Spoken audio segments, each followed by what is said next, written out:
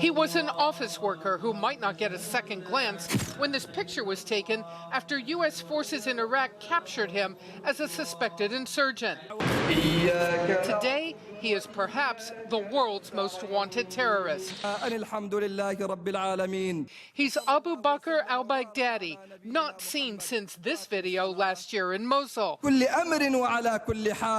The leader of ISIS, the group responsible for brutal killings across Iraq, Syria, and now Libya, the slaughter of U.S. hostages and a Jordanian Air Force pilot.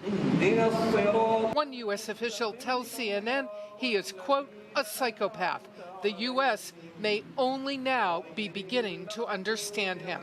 He wasn't an insurgent in the initial phases of the U.S. occupation. He became one. He was born Ibrahim Awad Ibrahim al-Badri in Fallujah, according to his U.S. detention record obtained by CNN.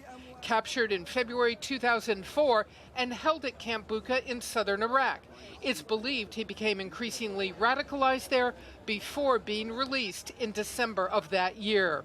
Did the U.S. miss the clues that al-Baghdadi would turn into the mastermind of ISIS? A lot of people were processed and run through the U.S.-run prisons who, for all intents and purposes, did not seem to pose a credible threat.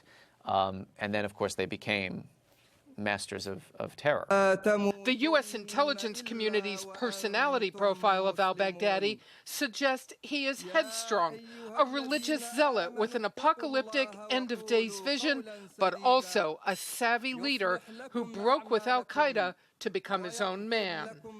A U.S. intelligence official tells CNN al-Baghdadi's religious credentials, experience as a senior leader, and dense network of relationships propelled him to ISIS's top spot in 2010. But as he now hides from U.S. airstrikes, al-Baghdadi may be running a risk.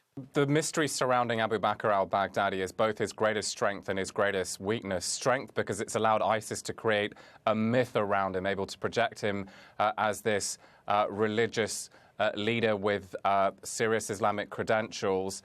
But weakness as well for al-Baghdadi because there's so little known about him that there's very little for his supporters around the world to get excited about. For now, U.S. intelligence says al-Baghdadi relies on trusted lieutenants and allows local commanders to make decisions.